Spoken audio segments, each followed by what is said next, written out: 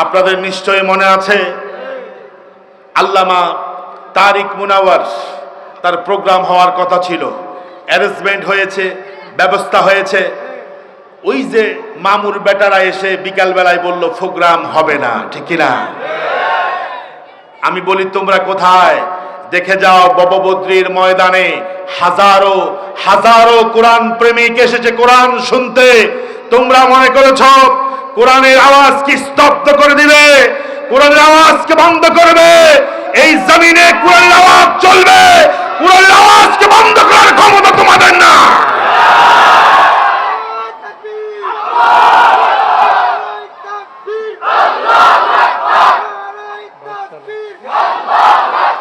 আল্লাহ কবুল করুন, বলুন আমিন। কোরআনের আওয়াজ কি বন্ধ হয়েছে? মাহফিল কি নিষিদ্ধ হয়েছে? ওরা মাহফিলকে নিষিদ্ধ করতে চেয়েছে, আল্লাহ ওদেরকেই নিষিদ্ধ করে দিয়েছে। চলবে তো ইনশাআল্লাহ। আমি আপনাদের সামনে আখেরি কালাম কোরআন আল কারীমের 5 নম্বর সূরা সূরা আল মায়েদার 90 এবং 91 নম্বর আয়াত তিলাওয়াত করেছি। এই আয়াতের আলোকে মাদক সম্পর্কে আমি আপনাদের সামনে আপনাদের খেদমতে কিছু কথা বলতে চাই। শুনবেন তো ইনশাআল্লাহ? আচ্ছা, আমাদের এই আলায়ারপুর বববদ্রি এলাকাতে কি মাদক আছে? সবাই কথা কন না, আছে? কম না বেশি? আমার ভাইয়েরা, মাদক এটা এমন একটা ভাইরাস পরিণত হয়েছে যেটা প্রতিটি সমাজ, প্রতিটি ঘরে ঘরে দেখা যাচ্ছে, ঠিক কিনা? আচ্ছা বলেন তো, স্বাধীনতার পর থেকে 2024 সাল পর্যন্ত 53 বছর, এই 53 বছর যারা এই ক্ষমতায় গিয়েছে তারা কি রাষ্ট্রীয়ভাবে মাদককে নিষিদ্ধ করেছে? চুপ করে থাকবে না, আমার সাথে কথা বললে আমার আলোচনার মোড় ঠিক থাকবে। পথে অনেক দেরি হয়েছে। আপনার দক্ষিণ বাজার, মান্দারি বাজার, আপনাদের চন্দ্রগঞ্জ বাজার, হাজিরপাড়া, এই সবগুলো জ্যাম ঠেলে আসতে হয়েছে। অনেক জ্যাম ছিল, কষ্ট করে আসতে হয়েছে। আপনারা কষ্ট করে বসেছেন, আমার পরে রফিকুল্লাহ আফসারী কথা বলবে, একটু উজ্জীবিত থাকতে হবে, ঠিক কিনা? বিগত সরকারে যারা ছিল তারা কি আইন করে মাদককে নিষিদ্ধ করেছে? অথচ আমার কোরআন, আল্লাহ পাকের যে কোরআন আমার সামনে আছে, এ কোরআনে মদ হালাল না হারাম? এখন আল্লাহ কইতেছে হারাম, আমরা কই আরাম, ঠিক কিনা? আল্লাহ পাক বলেছে নিষিদ্ধ, আমরা বলি নিয়ন্ত্রণ করো, ঠিক কিনা? নিয়ন্ত্রণ করতে কি আল্লাহ বলছে? ধরেন একজনে 1 গ্লাস মাদক সেবন করেছে, মদ খেয়েছে। আচ্ছা বলেন, আবার একজন 1 ফোঁটা মদ খেয়েছে, দুজনের গুনাহ কি সমান হয়েছে না কম হয়েছে? 1 ফোঁটা যিনি নিয়ন্ত্রণ করে 1 ফোঁটা খাইছে, আবার যিনি 1 গ্লাস মদ খেয়েছে, উভয়ের গুনাহ সমান, উভয়ই সমান অপরাধী, ঠিক কিনা? ওই যে আমার মনে পড়ছে এক ডাক্তারের কথা। এক ডাক্তার রোগীর কাছে এসেছে, বলতেছে স্যার আমার তো ডায়াবেটিস, হাই প্রেশার, অনেক রোগ। ডাক্তার বলছে প্রতিদিন 2টা করে রুটি খাবেন। কয়টা? আরে কথা কয় না, কয়টা? রোগী সারাদিনে খায় মাত্র 3 কেজি চালের ভাত। কয় কেজি? 3 কেজি চালের ভাত খায়। এখন ডাক্তার বলছে সারাদিন আপনি মাত্র 2টা রুটি খাবেন। কয় স্যার খাওয়ার আগে না পরে? খাওয়ার আগে না? ডাক্তার কয় না, খাওয়ার আগে আর পরে না, সারাদিন 2টাই খাবেন। বললো যে স্যার আমার ভিজিট ফেরত দেন, আপনার মতো ডাক্তার আমার দরকার নাই, ঠিক কিনা? এখন ওই যে ডাক্তারটাকে কন্ট্রোল করতে চেয়েছিল, সে ডাক্তারকেই বাদ দিয়ে দিছে। এখন আমরা যদি আমাদের দেশে ধরেই যদি বলি যে মাদক নিষিদ্ধ, তাহলে নিষিদ্ধ হবে না। স্টেপ বাই স্টেপ জনগণকে সচেতন করার মাধ্যমে একেবারে মদকে নিষিদ্ধ করতে হবে, যাতে করে মাদকের 1 ফোঁটা মাদক, একটা ইয়াবা আমার দেশে না থাকে, ঠিক কিনা? কক্সবাজারের কুতুবদিয়াতে আমি মাহফিল করতে গেলাম। তো আমার আলোচনার পূর্বেই প্রধান অতিথি কথা বলেছে। আমার ভাই যেরকম আমার পাশে বসে আছে, প্রধান অতিথির বক্তব্য মাদকের বিরুদ্ধে 0 টলারেন্স, খুব গরম বক্তব্য দিয়েছে। আমি চিন্তা করলাম এরকম লোকই তো দরকার, যারা মাদকের বিরুদ্ধে 0 টলারেন্স উনি বলছে যে আমার এই কুতুবদিয়াতে কোনো মাদক থাকবে না। খুব বলিষ্ঠভাবে বক্তব্য দিয়েছে। আলোচনার শেষে ওই নেতার জন্য আমি প্রাণ ভরে দোয়া করলাম। খাওয়ার টেবিলে যখন ডাইনিংয়ে গেলাম, আলোচনা শেষে একজন আমার কয়, হুজুর কাল্লাই দোয়া করছেন। আমি কই কেন? প্রধান অতিথির জন্য, উনি তো ভালো কথাই বলছে। হুজুর আপনি বুঝেন নাই, উনি মাদক সম্রাট, মাদকের ডিলার। আমি বললাম, উনি বললো যে মাদক চলবে না, মানে কি? উনি কয়, হুজুর উনি বুঝাতে চাইছে আমি মাদক বিক্রি করি, আবার এই সমাজে অন্যরাও বিক্রি করে, সুতরাং অন্যেরটা চলবে না, আমারটাই চলবে। ঠিক কিনা? মাদক চলবে না মানে অন্যেরটা চলবে না, আমারটা চলবে। আচ্ছা বলেন তো, এরকম লোকদেরকে ভিতরে রেখে, বাহিরে রেখে আমরা যদি বলি যে মাদকের বিরুদ্ধে জিরো টলারেন্স, আমরা মাদককে ছাড় দেব না, তাইলে কি মাদক বন্ধ হবে? কক্সবাজারের মাদক সম্রাট বদি, নাম শুনছেন না? আমি কিন্তু ডাইরেক্ট কথা বলি, কারণ আমার কোনো ভয় নাই। ঠিক কিনা? আমি ভয় করি কারে? আমি বাতিলকে ভয় করি না। ঠিক কিনা? আমার ভাইরা, মাদক সম্রাট বদি, এটা আমরা সবাই জানি। বদিরে পুলিশে খুঁজে পায় না। যার কাছে 2টা ইয়াবার ট্যাবলেট পাওয়া গেছে, ওরে ধরে আচ্ছা মতো পিঠের চামড়া উঠায়, হাত পা ভেঙে দেয়। আচ্ছা বলেন, আসলটারে রেখে ছোট্ট খাট্ট 2-1টারে ধরে যদি বলে যে আমরা মাদক নিয়ন্ত্রণ করব, মাদকের বিরুদ্ধে জিরো টলারেন্স, মাদক সেবীকে আমরা ছাড় দেব না, আচ্ছা বলেন তো, তাহলে কি আপনার মাদক বন্ধ হবে? আজ থেকে 1450 বছর আগে মানব জাতির কল্যাণের জন্য আল্লাহ রাব্বুল আলামিন বললেন, ও আমার গোলামেরা শোনো, ও আমার ইমানদারেরা শোনো, ও বিলিভার্স, তোমরা যারা আমাকে বিশ্বাস করো, আমাতে বিশ্বাস করো যারা, তারা শোনো। ইয়া আইয়ুহাল্লাযীনা আমানু ইন্নামাল খামরু ওয়াল মাইসিরু ওয়াল আনসাবু ওয়াল আজলামু রিজসুম মিন আমালিশ শাইতান। আল্লাহ রাব্বুল আলামিন বললেন, বান্দারা শুনো, ও ঈমানদার শুনো, নিশ্চয়ই মদ, মাদক দ্রব্য, ওয়াল মাইসির এবং জুয়া, ওয়াল আনসাবু প্রতিমা মূর্তি, ওয়াল আজলামু লটারি, এই 4টা জিনিসকে আল্লাহ রাব্বুল আলামিন বললেন রিজসুম মিন আমালিশ শাইতান, এগুলো হলো শয়তানের কাজ, নিকৃষ্ট কাজ। ফাজতানিবুহু লাআল্লাকুম তুফলিহুন, এই কাজগুলো থেকে তোমরা দূরে থাকো, তোমাদেরকে যিনি সফলতা দান করবেন তিনি কে? বাবাবতীর ভাইয়েরা, আমি জানি যে আপনাদের মধ্যে অনেক স্পিড আছে, জোরে বলেন কে? আরো জোরে কোন? নেতার পিছনে স্লোগান দিলে তো বলা লাগে না, ঠিক কি না? একটা সিঙ্গারার জন্য যেই জোরে চিৎকার মারেন, নেতা তো ঠিকই আপনাকে রেখে পালিয়ে যায়, নেত্রী আপনাকে রেখে পালিয়ে যায়। যদি এই প্রশংসা গুণগান আল্লাহর করতেন, আপনার জন্য জান্নাত ওয়াজিব হয়ে যেত, ঠিক কি না? যাদের পিছনে চিৎকার দিয়েছেন ওরা কিন্তু ঠিক মতোই পিছন দরজা দিয়ে পালিয়ে গেছে, ঠিক কি না? আবার মাঝে মধ্যে বলে, কর্মীদেরকে বলে, তোমরা টেনশন নিও না, আমি কিন্তু কাছাকাছি আছি, শর্ট করে ঢুকে যাব, ঠিক কি না? আমি বলি, শুনেন আফা, একটা তো আফা কইতে কইতে 320 বার বলে ফেলছে, ঠিক কি না? তো উনি যেহেতু আফা বলছে, আমরা বলি আফা, যেখানে আছেন ভালোই আছেন, যেখানে আছেন ভালোই আছেন, দেশে আসার চিন্তা করবেন না, আপনি শর্ট করে আসবেন, বাংলাদেশের জনগণ আপনাকে খপ করে ধরে ফেলবে, ঠিক কিনা? যা করেছেন দেশে আসার চিন্তা করবেন না, ঠিক কিনা?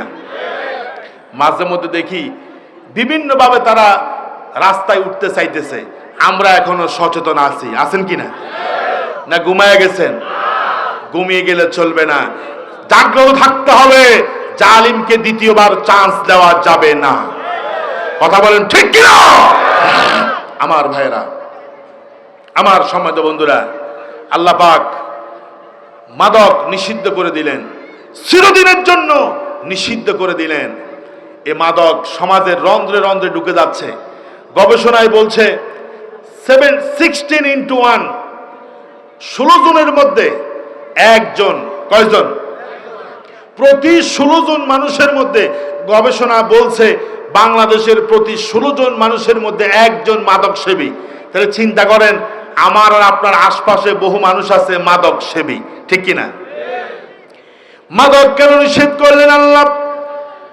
আল্লাহ রাব্বুল আলামিন বললেন, ইন্নামা ইউরিদুশ শাইতানু আইয়ুকিআ বাইনাকুমুল আদাওয়াতা ওয়াল বাগদা। আল্লাহ রাব্বুল আলামিন বলেন, এই মাদক এবং জুয়া, মদ এবং জুয়া, মাদক দ্রব্য এবং জুয়া, এই দুইটার মাধ্যমে শয়তান তোমাদের মধ্যে বিশৃঙ্খলা সৃষ্টি করতে চায়, শত্রুতা সৃষ্টি করতে চায়, তোমাদের মধ্যে আদাওয়াত, শত্রুতা, ওয়াল বাগদা, বিদ্বেষ, শত্রুতা বিদ্বেষ তৈরি করে, যে তার নাম ইবলিস, ঠিক কিনা বলেন? কেমনে করে দেখেন, মাদক এবং জুয়া এই দুইটার মাধ্যমে শয়তান মানুষকে আল্লাহর জিকির থেকে দূরে রাখে, নামাজ থেকে দূরে রাখে, ইসলাম থেকে দূরে রাখে, ঠিক কিনা? আপনারা দেখেন, মাদক সেবী যেগুলো হয় এগুলা কি ইসলামের পক্ষে না বিপক্ষে? দুই একজনে বলছে ইন্নালিল্লাহ, পক্ষে না বিপক্ষে? ওরা রাতের বেলায় বোতল খায়, দিনের বেলায় ইসলামের বিরুদ্ধে ষড়যন্ত্র করে, ঠিক কিনা? আমার মনে আছে, আপনাদেরও নিশ্চয়ই মনে আছে, আমাদের চাঁদপুরের মখা সাহেব, কি নাম? মখা। ওই যে রানা প্লাজা দোষে পড়েছে, রানা প্লাজা দোষে পড়ার পরে সকালবেলা সাংবাদিকরা জিজ্ঞাসা করলো, স্যার এই যে রানা প্লাজা ধসে পড়েছে কারণ কি, ঘটনা কি? উনি 8 পিস কিছু না বলে বলল যে ওই যে ওরা, বুঝছেন তো, ওই যে ওরাই ধাক্কা মেরে ফেলে দিয়েছে, ঠিক কিনা? তা আমি এটা যখন দেখলাম ইন্টারনেটে, আমি চিন্তা করলাম, স্যার খাইছেন তো খাইছেন, অন্তত মেয়াদ দেখে খাইতেন, ঠিক কিনা? আপনি যেটা খাইছেন ওটার মধ্যে এক্সপায়ার ডেট ছিল না, মেয়াদ ছিল না, এজন্য আপনি মেয়াদ উত্তীর্ণ গাঞ্জা খাইয়া, পানি খাইয়া, আপনি গাঞ্জা, মদ এগুলো খাইয়া আপনি উল্টাপাল্টা কথা বলতেছেন, ঠিক কিনা? বিগত দিনে আমরা দেখেছি চোখগুলো লাল লাল করে কথা বলতো, মদ খেয়ে মাইকের সামনে এসে বলতো খেলা হবে, কি বলতো? আচ্ছা কোন সুস্থ মস্তিষ্কের মানুষ আলেমদের সাথে কি খেলতে চায়? আরো জোরে কথা কন না, খেলতে চায়? আলেমদের কি ধমক দেয়? আলেমদের কি গালিগালাজ করে? তারা রাতের বেলা খাইতো, দিনের বেলা এসে আবল তাবল বলতো, কারণ এরা ইসলামের দুশ্মন। যে মদ সেবন করে, জুয়া খেলে, ক্যাসিনো সম্রাট তাদের দলে, ঠিক কিনা? ক্যাসিনো সম্রাট কি হুজুর ছিল? আরে কথা কয় না, হুজুর ছিল? চকবাজার মসজিদের ইমাম ছিল? ওদের দলের ছিল। সুতরাং মদ এবং জুয়া, মাদক দ্রব্য এবং জুয়া, এই দুইটার মাধ্যমে শয়তান শত্রুতা বিদ্বেষ তৈরি করে, আর মাদকের কারণে শয়তান মানুষদেরকে নামাজ থেকে, ইসলাম থেকে, আল্লাহর জিকির থেকে দূরে রাখে, ঠিক কিনা? আল্লাহ নবী বললেন লা তাশরাবিল খামরা, ও আমার উম্মতেরা তোমরা মাদক সেবন করবে না, ফাইন্নাহা মিফতাহু কুল্লা শাররিন, যত মন্দ আছে, পাপাচার আছে, অবিচার আছে, সব পাপাচার মন্দ কাজের মূল হলো, চাবি হলো মাদক, ঠিক কিনা বলেন? আর জোরে বলেন, ঠিক কিনা? মাদক সেবন করলে কি মাথা ঠিক থাকে? দেখেন, মদের আরবি শব্দ হলো খমর। মদের আরবি কি? এই মদের মধ্যে, মাদক দ্রব্যের মধ্যে মদ দুই প্রকার, একটা হলো সফট, আরেকটা হলো হার্ড। সফট কোনটা? এই যে ড্রিঙ্কস যেগুলো, সেগুলো হলো সফট। আর হার্ড, এটার নাম দিছে ইয়াবারে দিছে বাবা। ইয়াবার নাম কি? গত কয়েক বছর আগে আমি ফেনী থেকে মাহফিল করে আসতেছি, রাতে 3টা বাজে। কয়টা? এখন মাঘ মাসের শীত, আমাদের দেশে মুরব্বীরা কয় মাঘের শীত বাঘের গায়েও লাগে। এখন আমার ড্রাইভার বলতেছে, ওই যে হুজুর দেখতেছেন একটা রে, শীতের মাঘ মাসের রাতে 3টা বাজে হুন্ডা চালাইতেছে, গায়ের মধ্যে কিচ্ছু নাই, খালি গায়ে। তা আমি বললাম যে ঘটনা কি? হুজুর এটা বাবা খাইছে। কি খাইছে? আমি কই ইন্নালিল্লাহ, বাবা আবার খা কেমনে? এত বিশাল এক মানুষ গিলে খায় কেমনে? হুজুর আপনারা এগুলা বুঝবেন না। কই বুঝবো না মানে কি? দুনিয়ার সব বুঝি, এটা বুঝবো না? একটু বলো তো দেখি। হুজুর এরা ইয়াবার নাম দিয়েছে, ট্যাবলেটের নাম দিয়েছে বাবা। কথা কয় না? এটা খাওয়ার পরে শরীরের ভিতরে একটা হিট আসছে, শরীরটা গরম হয়েছে। এখন শরীরকে কুল ডাউন করার জন্য রাতের বেলা হুন্ডা চালাইতেছে, শরীরটা যেন ঠান্ডা হয়, ঠিক কিনা? আমি কই আহারে, ঠান্ডার ভিতরে হুন্ডা চালাইলে তো এটার গা ঠান্ডা হবে না, বরং থানার মধ্যে নিয়ে কয়েকটা ঠান্ডা মারলে পরে এটা ঠান্ডা হবে, ঠিক কিনা? এখান দিয়ে ধরে, ওখান দিয়ে আবার বাইর করে। আমার বাড়ির পাশে একটা আছে, সপ্তাহে অন্তত 2 বার যায়। তো ওদিন আমার লগে দেখা হয়েছে, কিও চাচা কি অবস্থা?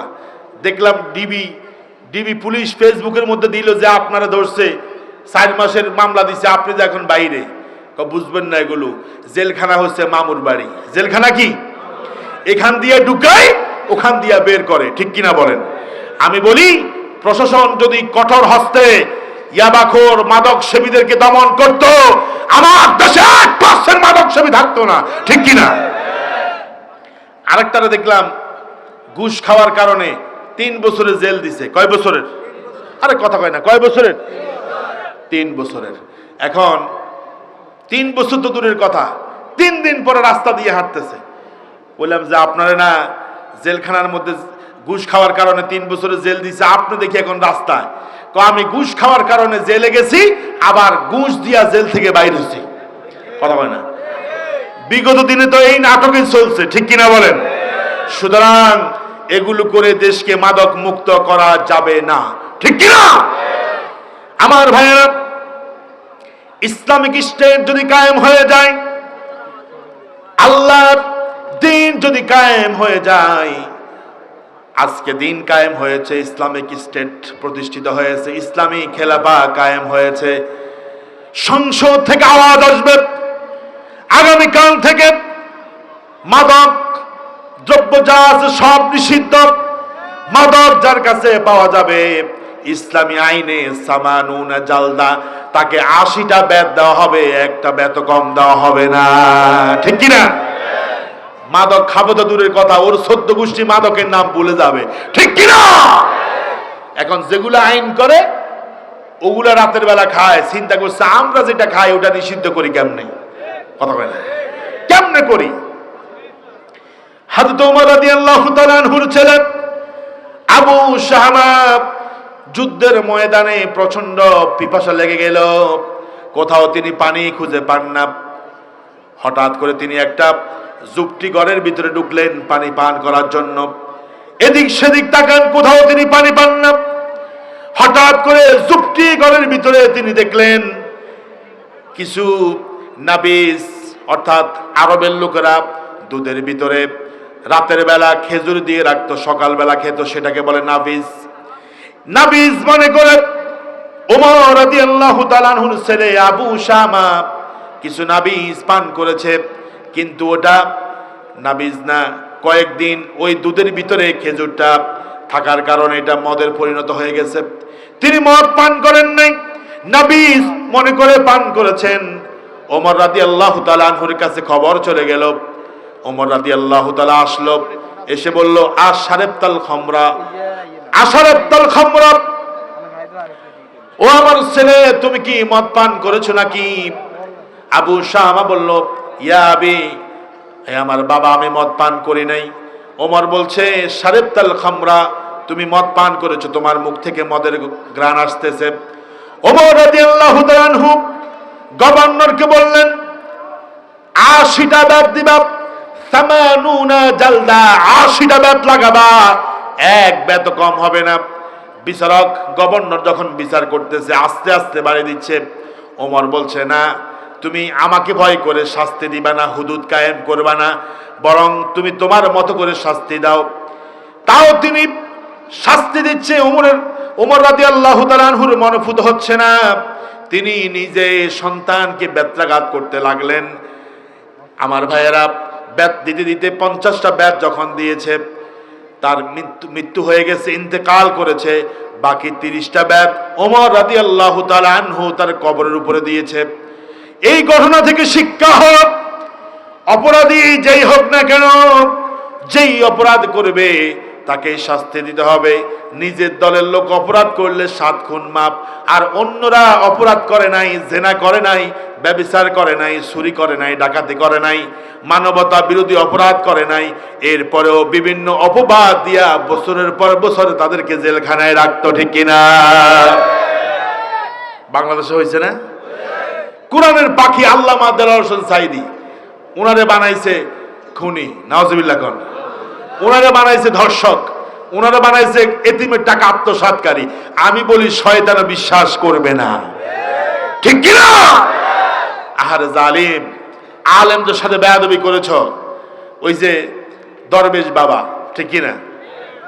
সুদ ডাকাতের সর্দার, শেয়ার মার্কেট খাইলো, ব্যাংকগুলো খাইছে, বাঁচার জন্য কি সুন্দর সাদা দাড়িগুলো ফেলে দিয়ে মামার বাড়ি, দাদার বাড়ি মায়ানমার ফালাইতে চাইছে। মাঝিরা বলতেছে, তুমি না ডাকাত সালমান? কে কয় না, আমি তো না, ধরে ফেলছে। আবার এই দেশের একজন বিচারক কালা মানিক, কি মানিক, কথা কন না কেন, কি মানিক? এই লোকটা অহংকারী ছিল, মারাত্মক অহংকারী ছিল। টকশোর মধ্যে বসলে কাউকে পাত্তাই দিত না।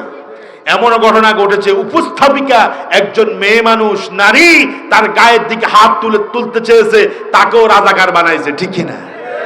আমি বলি এটার মাথা খারাপ, এটা পাগল হয়ে গেছে। কারণ এরা তো দিনে একরকম চরিত্র, রাতে আরেক রকম চরিত্র। মাদক সেবন যারা করে তাদের মেধার মধ্যে একটা পর্দা ফেলে দেয় কে? আল্লাহ।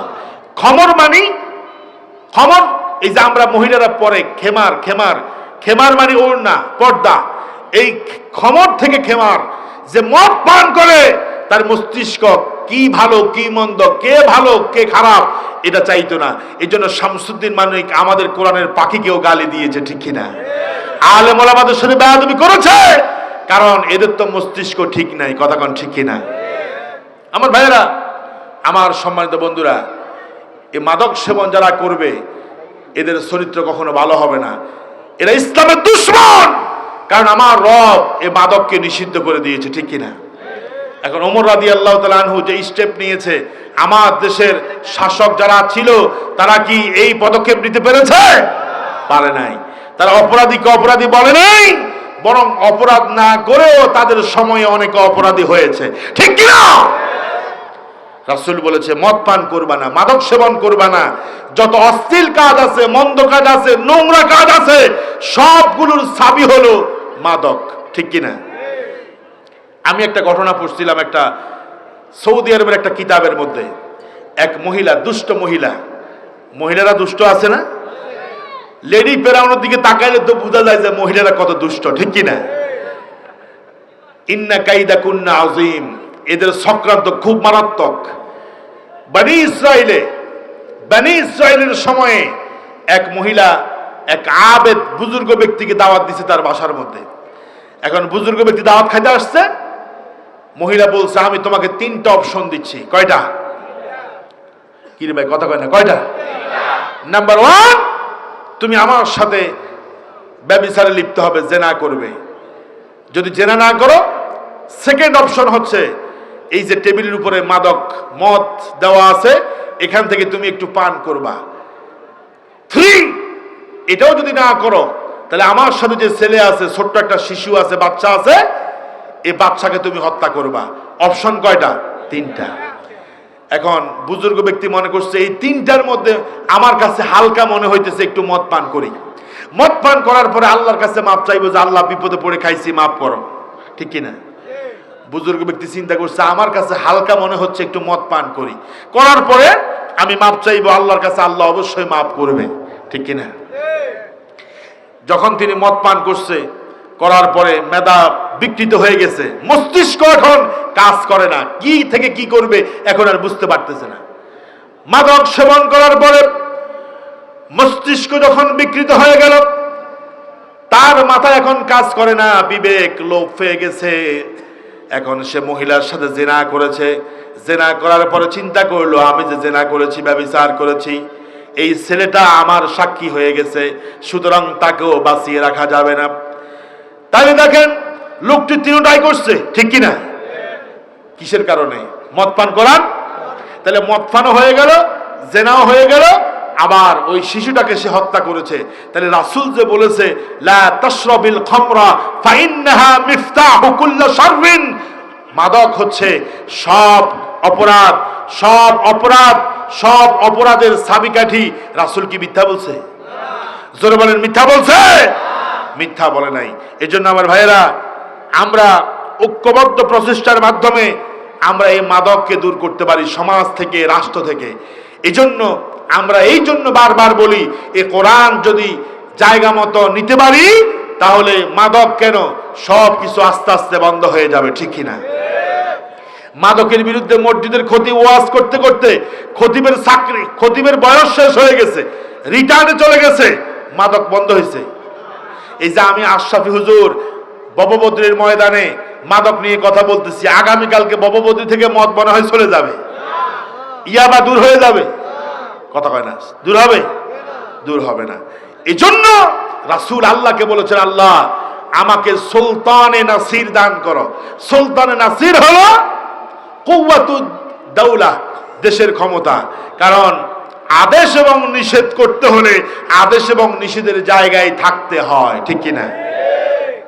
বিগত দিনে আমরা দেখেছি নায়িকা, গায়িকা, শিল্পী, নর্তকী হাবিজাবি দিয়ে সংসদটাকে ভরায় রাখছে, ঠিক কিনা?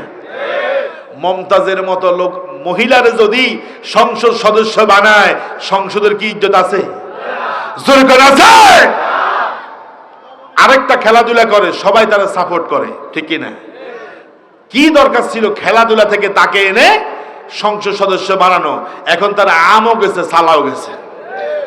বেচারা মোটামুটি আইপিএল, বিপিএল, সিপিএল খেলে মোটামুটি কিছু কামাইতো, এখন সেটাও শেষ, ঠিক কিনা? কথা বলো, ঠিক কিনা?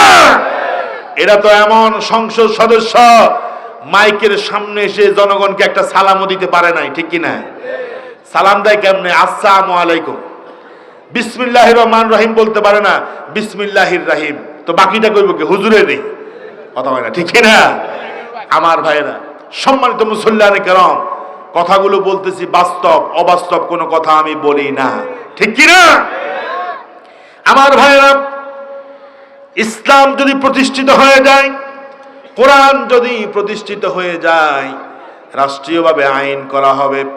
আল্লাহ রাব্বুল আলামিন কোরআনের মধ্যে যা কিছু হারাম করেছেন, যা কিছু নিষেধ করেছেন সেগুলো নিষেধ, যা হালাল করেছেন সেগুলো হালাল। আল্লাহ রাব্বুল আলামিন বললেন, আল্লাহ রাব্বুল আলামিন কোরআনুল কারীমের মধ্যে স্পষ্ট বললেন, আল্লাহ এবং তার রাসূল যেই সিদ্ধান্ত দেয়, ওই সিদ্ধান্তের ভিতরে বান্দার কোনো এখতিয়ার থাকে না। আমার ভাইয়েরা, আল্লাহ সিদ্ধান্ত দিলেন মদ হারাম, চিরকালের জন্য হারাম, ঠিক কিনা? আমার দেশে মাদক নিয়ন্ত্রণ আইন আছে, কথা কয় না? মাদক নিয়ন্ত্রণ আইন আছে। আচ্ছা, আল্লাহ কি নিয়ন্ত্রণ করতে বলছে না বাদ দিতে বলছে? তুমি নিয়ন্ত্রণ করার কে মিয়া, কথা কয় না? সুদ হারাম, এখন সব জায়গায় সুদ চলে, ঘুষ হারাম, কিন্তু একজন মন্ত্রী সংসদের টপ অফ অর্ডার দাঁড়িয়ে বলতেছে যে ঘুষ হচ্ছে স্পিড মানি। এখন উনি সংসদে দাঁড়িয়ে যদি বলে ঘুষ স্পিড মানি, তাহলে আমার দেশের ঘুষখোরগুলো কি ঘুষ ছাড়বে না বেশি করে খাবো? কবু নেতা কইছে ঘুষ স্পিড মানি বেশি করে খাও। ওই যে নোয়াখাইল্লা ভাষায় আপনারা বলেন, এমনিতে তো উলুল্লা বুড়ি আরো বসছে টোলে বাড়ি, এমনিতে তো সবাই তাকিয়ে আছে যে কোনো ঘোষণা আসে কিনা। আবার এখান দিয়ে আপনারা বলছেন যে স্পিড মানি, ঘুষ খাইলে স্পিড বাড়ে, তাইলে তো যারা ঘুষখোর ওরা কইব যে আগামীকাল থেকে আরো বেশি খাবো, ঠিক কিনা? গতকালকে আমার যেখানে মাহফিল ছিল, আমার পাশেই চেয়ারম্যান সাহেব বসা ছিল, আমি ওনাকে একটা পরামর্শ দিয়েছিলাম। কি পরামর্শ? আমি বললাম, শুনেন, এই যে ভোটার তালিকা, ছবি সহ ভোটার তালিকা আপনারা দেখছেন না? এই সমাজের মধ্যে আলায়ারপুর ইউনিয়নের মধ্যে কে কে মাদক সেবন করে, মাদকের সাথে সম্পৃক্ত আছে, এটা আলায়ারপুর এলাকার মানুষ জানে কি জানে না? চেয়ারম্যান সাহেব মনে হয় জানে না, চৌকিদার মনে হয় জানে না, মেম্বার মনে হয় জানে না। জানে মানে ওনারা বেশি জানে। আমি তাকে পরামর্শ দিয়েছি, ইউনিয়ন পরিষদের সামনে এই ইউনিয়নের মধ্যে কোন ওয়ার্ডে কে মাদক সেবন করে তার ছবি সহ, তার বাবার নাম সুদ্ধা ওই ইউনিয়ন পরিষদের মধ্যে টাঙ্গানো থাকবে। এলাকার মধ্যে যদি কেউ আসে দেখবে যে অমুকের ছেলে তো অমুক, ওরে এটা তো মাদক সেবী, মদদি, ইয়াবাখোর, ওটার সাথে আমার মেয়ের বিয়ে দেওয়া হবে না। ঠিক কিনা? কথা কি ভুল বলছি? সোর যেগুলো আছে, সোর